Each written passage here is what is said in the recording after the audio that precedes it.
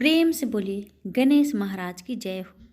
आज मैं आप सभी को ज्येष्ठ कृष्णा गणेश चतुर्थी व्रत कथा सुनाने जा रही हूँ। पार्वती जी ने पूछा कि हे पुत्र, ज्येष्ठ मास की चतुर्थी का किस प्रकार पूजन करना चाहिए? इस महीने के गणेश जी का क्या नाम है?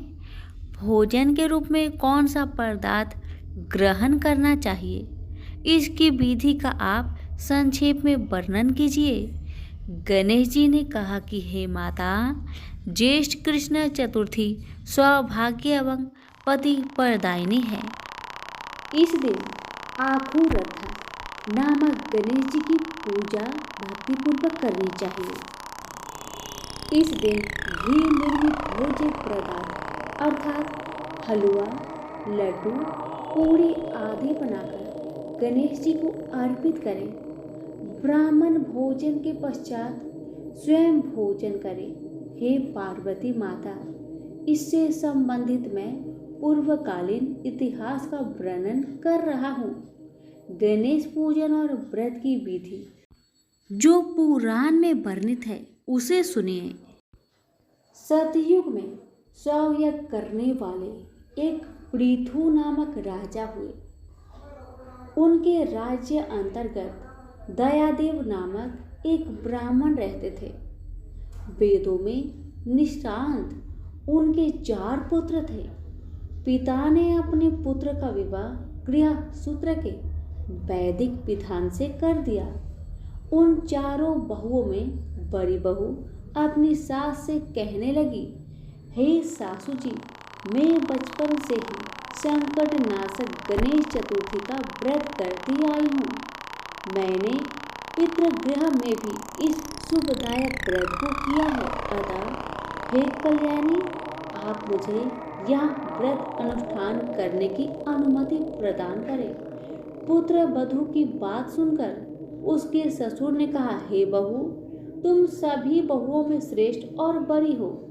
तुम्हें किसी प्रकार का कष्ट नहीं है और न तुम भिक्षुकनी हो। ऐसी स्थिति में तुम किस लिए व्रत करना चाहती हो? हे सौभाग्यवती, अभी तुम्हारा समय उपभोग करने का है। ये गणेश कौन है? फिर तुम्हें करना ही क्या है? उस समय के पश्चात बड़ी बहू गर्भिणी हो गई। 10 मास के बाद उसने सुंदर बालक का प्रसव किया।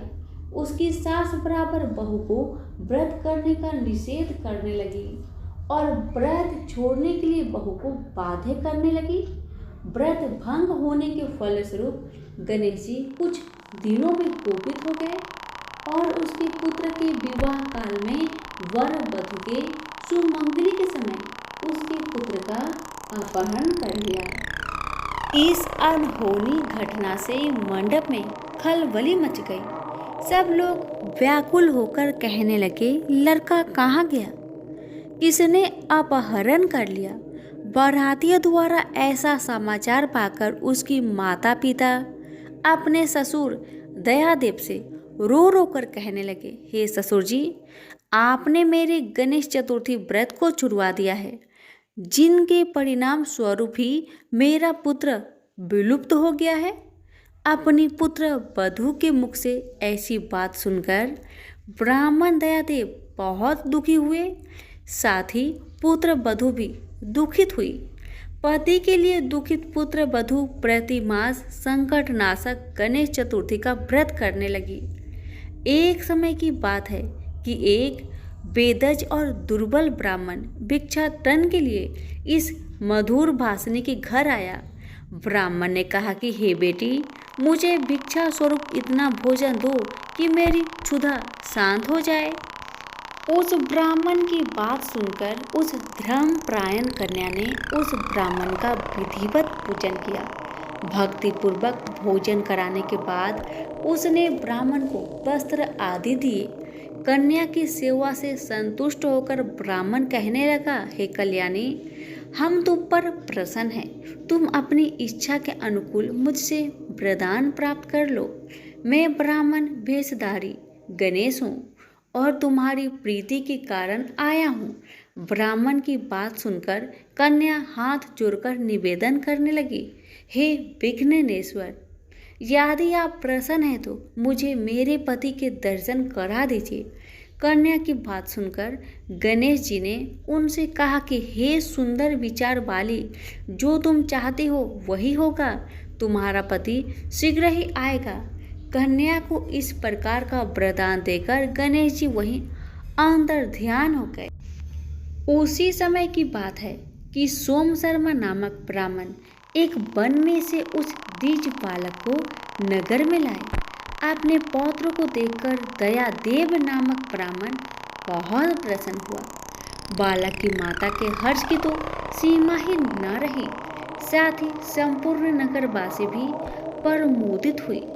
बालक की माता ने पुत्र को छाती से लगा लिया और कहने लगी कि गणेश जी के प्रसाद से ही मैंने खोए हुए पुत्र को प्राप्त किया है, उसे नए वस्त्र भूषण से आलिंगित किया है।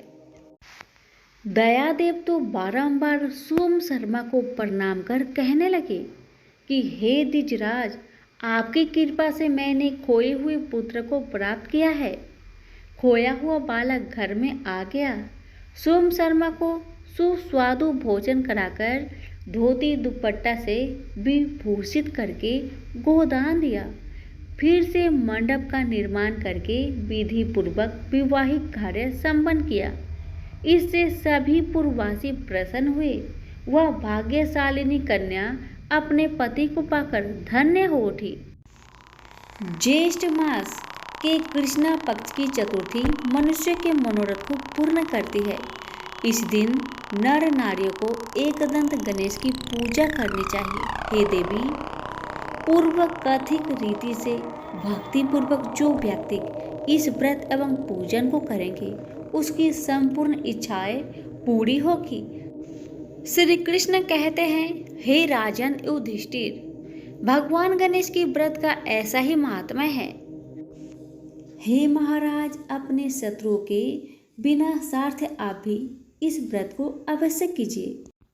प्रेम से बोलिए गणेश महाराज की जय हो। एक सेठ सेठानी थे।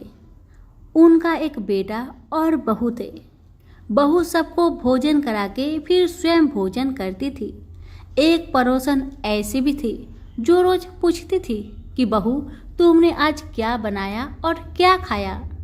पड़ोसन की बातें सुन बहू कहती, ठंडो बासी। एक दिन उसके पति ने ऐसा सुनकर विचार किया कि आज तो पकवान बनाए जाए, फिर देखते हैं कि मेरी पत्नी क्या कहती है। उसने तरह तरह के पकवान बनवाए और घर के सभी लोगों ने एक साथ बैठकर भोजन किया। आज भी पड़ोसन ने पूछा तो बहू ने कहा, ठंडो बासी। सेठ के लड़के ने सोचा, हो न हो कोई बात अवश्य है जिससे मेरी पत्नी ऐसा कहती है। उसने पत्नी से पूछा, तुम रोज ठंडो बासी खाया ऐसा क्यों कहती हो, जबकि हम सब ने एक साथ बैठकर कई तरह के पकवान खाए। उसकी पत्नी बोली, हम लोग जो खा रहे हैं वह बाप बूढ़ों की कमाई है। जिस दिन आप कमा कर लाओगे उस दिन मैं समझूंगी कि ताज़ा भोजन कर रही हूँ। अब एक दिन लड़के ने माँ से कहा, माँ, मैं एक बड़े शहर में कमाई करने जा रहा हूँ। माँ बोली, बेटा, अपने पास इतना धन है कि खाया नहीं खुटेगा। माँ के मना करने पर भी बेटे ने स्वयं कमाने का दृढ़ निश्चय कर लिया और जाते समय पत्नी से कहा, मैं जब तक कमाकर बहुत सा धन लेकर ना आऊँ तुम चूल्हे की आग मत बुझने देना। एक दिन चूल्हे की आग बुझ गई तो वह मन ही मन घबराने लगी कि कहीं मेरे पति पर संकट तो नहीं आन पड़ा। जल्दी से पड़ोस में जाकर आग लाकर चूल्हे में रख दूं, ऐसा विचार करके पड़ोस में गई। वहां पड़ोसन चौथ माता का व्रत पूजन कर रही थी। पड़ोसन ने कहा, थोड़ी देर में आकर आग ले जाना। बहू ने पड़ोसन से पूछा, आप यह व्रत क्यों करती है, इससे क्या मिलता है। पड़ोसन ने कहा, यह चौथ माता का व्रत है, इसके करने से अन्न लक्ष्मी मिले और सभी मनोकामना पूरी होती है। अब पड़ोसन की बात सुनकर बहू भी चौथ माता का व्रत करने लगी। दीवार पर चौथ माता बनाई। उस दिन घी गुड़ का चूरमा बनाकर रात्रि को चंद्रमा को अर्घ्य देकर भोजन करती। ऐसा करते करते बहुत दिन हो गए। चौथ माता ने उस बहू के पति को सपना दिया कि साहूकार का बेटा तू जागे कि सोवे, तेरी पत्नी बहुत याद कर रही है तुझको। तू घर जाकर उसकी चिंता मिटा। तू दुकान खोलकर कंकु केसर का पगलिया बना के बैठ जाना। आज तेरा हिसाब किताब चुकता हो जाएगा। अब तो चौथ माता ने जैसा कहा था वैसा ही हुआ। उसने घर जाने की तैयारी की और गाड़ी भर के धन दौलत लेकर चल दिया। रास्ते में एक बड़ा सा काला नाग फन फैलाए बैठ गया और कहने लगा, आज तो मैं तुझे डसूंगा, नहीं छोड़ूंगा। आज तेरी आयु पूरी हो गई है। सेठ के लड़के ने कहा, आज चौथ माता ने मुझे सपना दिया तो मैं पत्नी से मिलने घर जा रहा हूँ।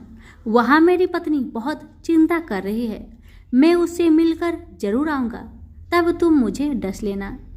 नाग ने कहा, तुम शपथ पूर्वक कहकर जाओ तो मैं तुम्हें जाने दूंगा, परंतु अगर तुम लौट कर नहीं आए तो मैं तुम्हारे घर जाकर तुम्हें डस लूंगा। इस प्रकार सर्प को वचन देकर वह अपने घर पहुंचा। वहां सभी से हंसी खुशी से मिला और भोजन करके उदास होकर बैठ गया। उसकी पत्नी ने उदासी का कारण पूछा तो पति ने काले नाग वाली सारी बात बता दी और कहा, यदि मैं उसके पास नहीं जाऊंगा तो वह घर आकर ही मुझे डस लेगा। पत्नी बहुत चतुर थी। उसने कहा कि आप घबराइए नहीं, लेट जाओ, मैं एक उपाय करती हूँ। पत्नी ने कमरे की 7 पीढ़ी धोई। पहली पीढ़ी पर रेत रखी, दूसरी पर इत्र, तीसरी पर गुलाल, चौथी पर फूल और कंकु केसर, पांचवी पर लड्डू पेड़ा, छठी पर गादी गलीचा और 7वीं पीढ़ी पर दूध का कटोरा भर कर रख दिया। इस प्रकार वह 7 ही पीढ़ी सजाकर बैठ गई। जैसे ही आधी रात हुआ, नाग आकर पीढ़ी चढ़ने लगा। पहली पीढ़ी पर रेत में लौट गया और कहने लगा कि सेठ की बहू ने आराम तो बहुत दिया, पर बचनों से बंध कर आया हूँ, सो डसूंगा तो जरूर। इसी प्रकार 7 पीढ़ियों पर नाग आराम करता हुआ और कहता हुआ कि डसूंगा जरूर कमरे में ही जाने वाला था कि चौथ माता ने विचार किया कि मैं अगर इसे नहीं बचाऊंगी तो संसार में धर्म कर्म और व्रत पूजन को कौन मानेगा। अब तो गणेश जी, चंद्रमा जी और चौथ माता ने उसे बचाने का विचार किया। चंद्रमा जी ने उजाला किया, चौथ माता ढाल बनी और गणेश जी ने तलवार लेकर नाग को मार दिया और ढाक से ढक दिया। अब बहू भी थकी हारी सो गई। जब सुबह हुई तो लोग बेटे से मिलने आए, परंतु बेटा बहू तो उठे ही नहीं थे। बहुत देर हो गई तो माँ उन्हें उठाने गई। माँ ने 7 पीढ़ियों पर जो कुछ देखा तो बहुत घबरा गई। घबराते हुए बेटा बहू को आवाज लगाई, बेटा बहू उठो तो देखो कि एक ढाल तलवार वहां पड़ी है। अब ढाल उठाई तो वहीं काला नाग मरा हुआ पड़ा है। बेटा बहू ने सोचा कि आज तो धर्म कर्म ही आड़े आई, जो भगवान गणेश जी और चौथ माता ने अपनी रक्षा की है। हे चौथ माता, जैसे आपने सेठ के बेटे बहू की रक्षा की, वैसी सबकी करना। सभी प्रेम से बोले, चौथ माता की जय हो, गणेश महाराज की जय हो। किसी गांव में एक विधवा माता और उसका एक पुत्र रहता था। वह गायों को चराकर अपना पालन पोषण करता था। उसकी माता 12 मासी चौथ माता का व्रत करती थी। वह हर महीने की विनायक चौथ को चूरमे के 5 लड्डू बनाती। उनमें से एक चौथ माता का, एक गणेश जी का, एक गाय माता का निकालकर दान करती, एक बेटे को खिलाती और एक स्वयं खाती। जब जेठ महीने की चौथ थी, बेटा पड़ोसन के घर गया। वहां चूरमा देखकर पूछने लगा कि दीदी आप क्या कर रही हो। तब वह बोली, आज चौथ की व्रत है, इसलिए मैंने चूरमा बनाया है। मगर तेरी माँ तो हर चौथ को ही बहुत सारे लड्डू बनाती है, पर तुझे केवल एक ही लड्डू खाने को देती है। ठंडी बासी रोटी की खाने को देती है। लड़का पड़ोसन की बातों के बहकावे में आ गया और अपनी माता से बोला, माँ तू चूरमा खाती है और मुझे सिर्फ एक लड्डू देती है, इसलिए तू अब चौथ माता का व्रत करना छोड़ दे। माँ ने कहा, बेटा ये तो चौथ माता का व्रत है, तेरे ही सुख शांति के लिए करती हूँ मैं यह व्रत नहीं छोड़ सकती हूँ। यह सुनकर बेटा नाराज होकर विदेश जाने लगा। माँ बोली, बेटा यदि तू मेरे से नाराज होकर विदेश जाना चाहता है तो ये माताजी की आंखें अपने साथ ले जा। यदि तेरे पर कोई संकट आए तो चौथ माता और विनायक जी का नाम लेकर इन्हें डाल देना, तेरा संकट दूर हो जाएगा। लड़का आंखों को लेकर विदेश चला गया। रास्ते में उसे एक खून से भरी हुई नदी मिली, जिसे पार करना संभव नहीं था।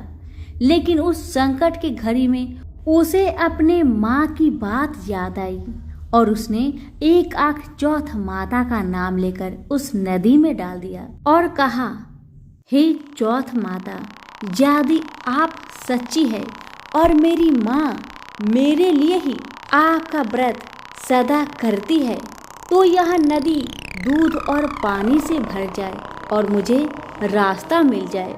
उसके ऐसे कहते रास्ता मिल गया। आगे चलने पर भयंकर जंगल से भी उसे इसी प्रकार आके पूर कर गुजरना पड़ा। आगे चलकर एक नगर में पहुंचा। उस नगर के राजा के यहाँ रोज एक मिट्टी के बर्तन का आवा पकता था। वहाँ आवा तब पकता था जब उसमें एक आदमी की बलि दी जाती थी, यानी एक आदमी को बर्तनों के साथ चुन दिया जाता था। उस लड़के ने वहाँ जाकर देखा, एक बुढ़िया माई आटा पीसते जा रही थी और रोती जा रही थी। उस लड़के ने इसका कारण पूछा तो बुढ़िया माई बोली कि बेटा, आज मेरे एक लौते बेटे का इस आवा में जाने का नंबर है। तब वह लड़का बोला, हे बुढ़िया माई, तू मुझे जल्दी से खाना खिला दे, तेरे पुत्र की जगह में मैं जाऊंगा। बुढ़िया माई के मना करने पर भी वह नहीं माना और राजा का बुलावा आने पर अपना सामान बुढ़िया माई के घर छोड़कर वह चला गया। रात में चौथ माता के आंखें वह एक लोटा जल उस आवा में अपने साथ रख लिया और चौथ माता का नाम लेकर बैठ गया। दूसरे दिन आवा पककर तैयार हो गया। लोगों को बहुत आश्चर्य हुआ। प्रजा ने जाकर राजा से यह बात कही। तब राजा स्वयं देखने आए। आवा से बर्तन निकाले जाने लगे तो अंदर से आवाज आई, धीरे धीरे बर्तन उतारो, अंदर मैं हूँ। तभी राजा ने आवाज सुनकर कहा कि तू अंदर कौन है, कोई भूत प्रेत या कोई देव हो? तब वह लड़का बोला, कल जिस लड़के को तुमने आवा में चुना था मैं वही लड़का हूँ। लड़का बाहर आया। बाहर आने पर बुढ़िया माई व राजा के पूछने पर उसने कहा कि यह सब चमत्कार तो मेरी चौथ माता वह विनायक जी के व्रत का है। मेरी माँ मेरी सलामती के लिए व्रत करती है। उन्हीं के प्रताप से आज मेरा यह भयानक संकट दूर हुआ है। राजा को विश्वास नहीं हुआ। तब राजा ने 2 घोड़े मंगवाए। एक पर स्वयं बैठा और दूसरे पर लड़के को बैठाकर उसके हाथ पैरों में जंजीर बांधी और कहा, यदि तेरी चौथ माता सच्ची है तो यह जंजीर मेरे हाथ पैरों में आ जाए। लड़के ने चौथ माता का आंख पुकार कर कहा, गणेश जी महाराज, आप ही मेरी रक्षा करना। इतना कहते ही भगवान की कृपा से वह जंजीर खुलकर राजा के हाथ में जा गिरी। राजा, रानी व प्रजा ने चौथ माता का चमत्कार अपनी आंखों से देखा। उसी दिन से वे सभी चौथ माता व विनायक जी के परम भक्त हो गए। राजा ने अपनी राजकुमारी का विवाह उस लड़के के साथ कर दिया और बहुत सारा धन वैभव देकर उसको विदा किया। अब वह दोनों वर वधू अपने गांव पहुंचे तो लोगों ने जाकर बूढ़ी माई को बताया कि तेरा बेटा बहू को साथ लेकर आ रहा है। वह बोली, अरे नहीं, मेरे भाग्य में बहू बेटे का सुख कहाँ है। वह ऐसा कह ही रही थी कि दोनों जने उसके पैरों में गिर गए और बेटा अपने माँ से माफी मांगने लगा और कहने लगा कि यह सब चौथ माता का ही कृपा है कि आज मैं तेरे सामने खड़ा हूँ। उसके बाद उसने साड़ी नगर में ढिंढोरा पिटवा दिया कि साड़ी सुहागिने बेटे की माँ हो सके तो लड़कियां भी चौथ माता का व्रत करे और हो सके तो पूरी 12 महीने की चौथ करे, नहीं तो 4 बड़ी चौथ करे, नहीं तो 2 अवश्य करे। हे चौथ माता, जैसे आपने बूढ़ी माई और उसके बेटे को दिया वैसे सभी कहानी कहने और सुनने वाले को देना। प्रेम से बोलिए विनायक जी की जय हो, चौथ माता की जय हो। कहानी अच्छी लगे तो लाइक शेयर करना ना भूले। धन्यवाद।